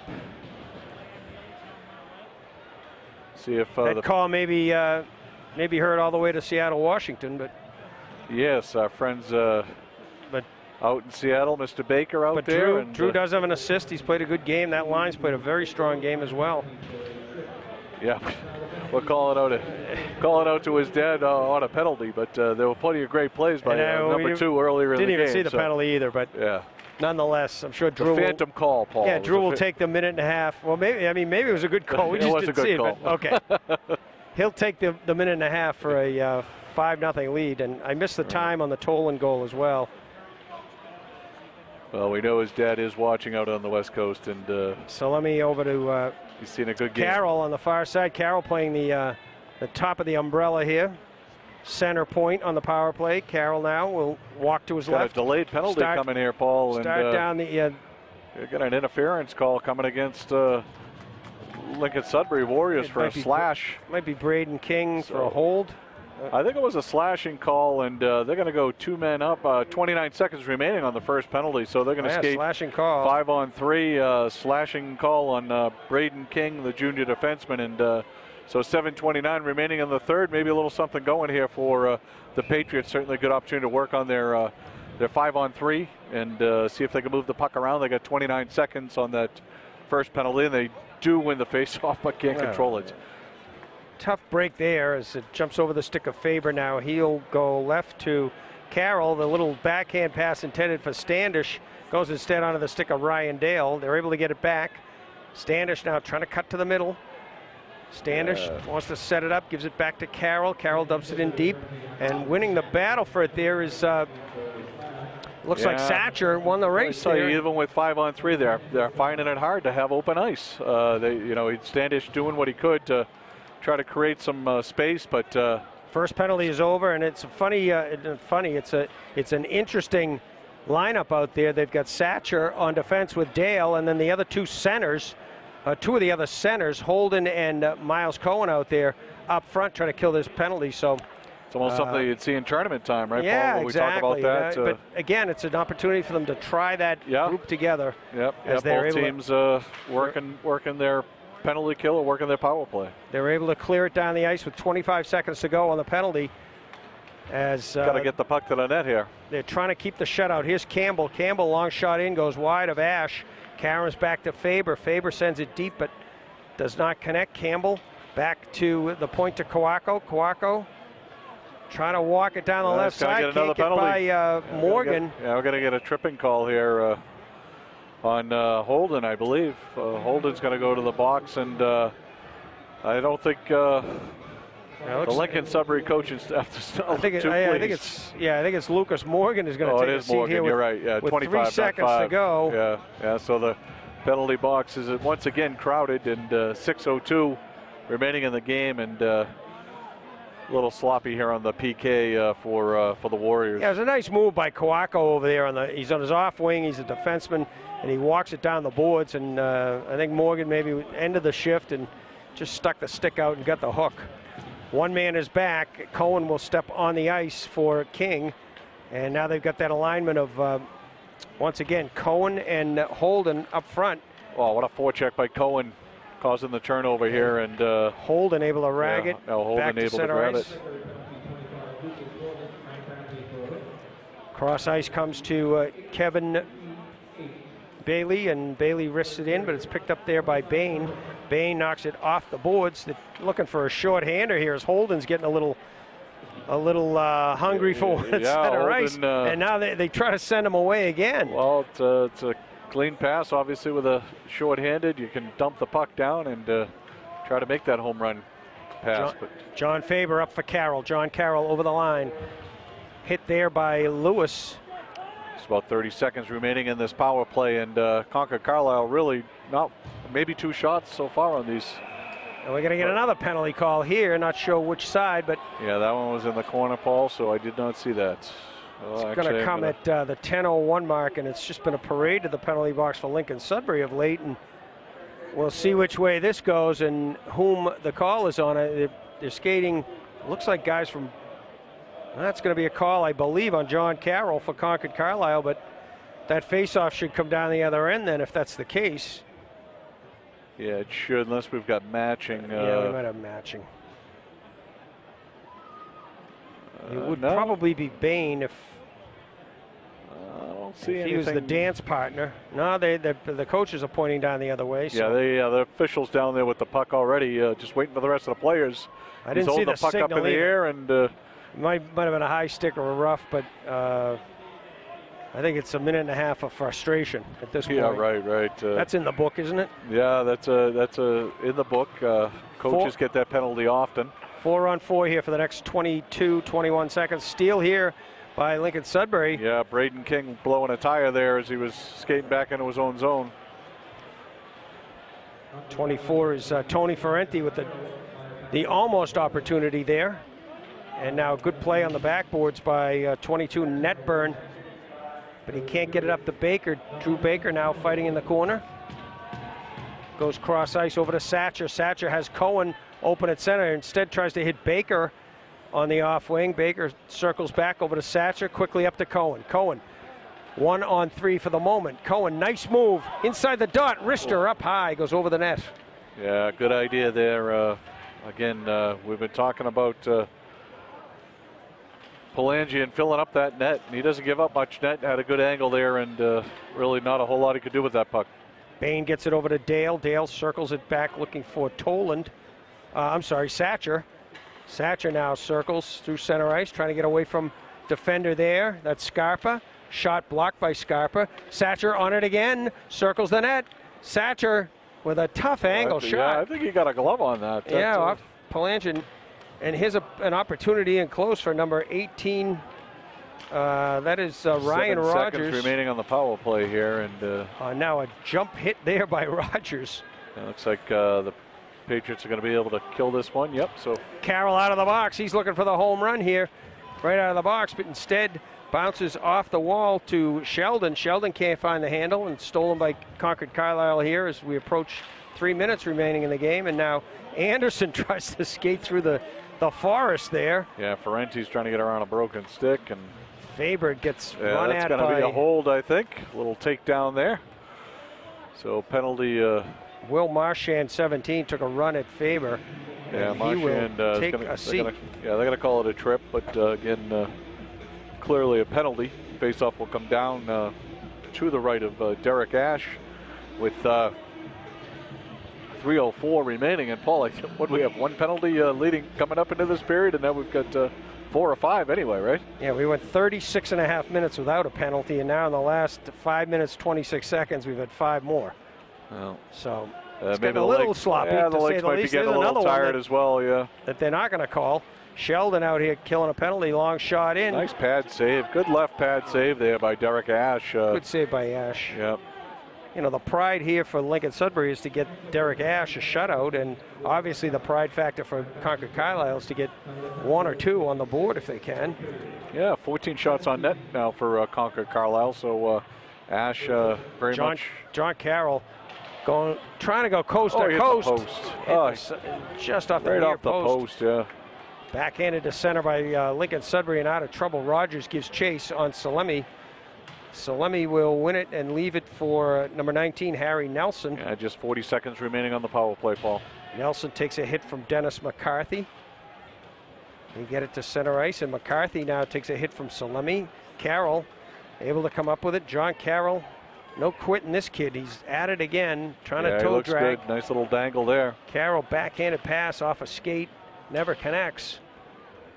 Concorde Carlisle controls. Salemi with a long shot in, blocked by the stick of 22 Netburn. They send it the length of the ice. Icing waved off here. As 10 seconds remaining on the power still play, killing a penalty. Boy, you're right, Paul. They had a lot of bodies in front of that net, and the puck's just not bouncing their way at all.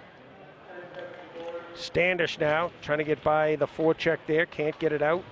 Nelson Skates it out over the blue line.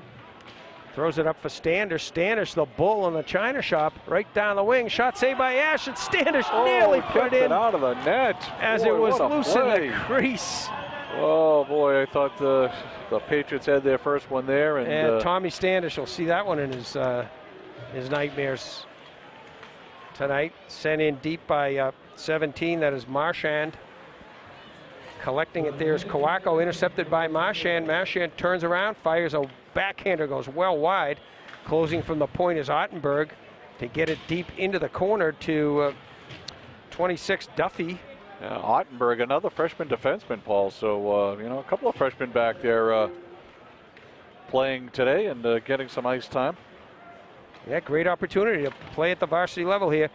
Here's a pass out, one of those funny passes where for Croto sent it behind the net to his line mate, who was actually in better position. Just watching that replay again, and that was number 6, Ryan Tobin, that was able to clear that puck out of the crease. And that puck was, boy, I was right on the red line. Did not go across the red line, but the goal line. But Ryan Tobin right on top of it to get it out of there. Those are the few times in the hockey season you can use the term teetering. Teetering on losing the shutout there. Yes, that's like a lot of my putts, Paul. They're always teetering. As long as it's not the drives teetering on the out-of-bounds marker. Yeah. We don't talk about those. They try to break it out the far side. That's McCarthy who gets knocked down. And here's a chance for Anderson. One-on-one. Dylan Anderson can't get by Faber. Good job by John Faber there. The Faber brothers have both played well on defense here. 5 seconds here left in this. A final try for Lincoln Sudbury. Yeah, looks like the Lincoln Sudbury Warriors will get the shutout for their senior assistant captain, Derek Ash. Well-played game, 16 saves for Ash. And Lincoln Sudbury will bring that cup back home, winning it in the first year and now in the third year. So spirited effort certainly by Concorde Carlisle. Nothing for them to hang their heads about. Certainly they've got to be very, very pleased with their goaltending. I think he's going to steal a few games for them, Paul, as the season plays out. Yeah, they kept the shutout intact. It was tenuous in the third period, and they were teetering. But Concorde Carlisle frustrated on the day, can't put it away. To even get one, 32-16. They double up on shots. Great job by Ash. Tremendous job in a losing cause by Leon Palangian. And the goal scorers again, Morgan, Satcher, Lewis, and Bain in the first 2 periods. And then Owen Tolan, his first varsity goal as a freshman, ending the scoring about a third of the way through the third period, and ends up a 5-0 win for Lincoln Sudbury. So let's just quickly thank our sponsors again. The Field House of Sudbury Personal Training, certified coaches dedicated to helping you move your body well using functional strength and conditioning programs. Move better, feel better. iSlide, iSlideUSA.com. Sullivan Tire, 16 by Dr. Peter Drennan, and of course Pat Serio of Serio Video, working behind the camera on the computer to make all of this happen for you. And I know Pat's trying to get out to another game tonight, so we're going to sign off now and hopefully see all of you at our next broadcast. From Paul McNamara, Mark Igo, and Pat Serio, and the rest of our My Hockey Live staff, thanks for joining us today here over in Marlboro.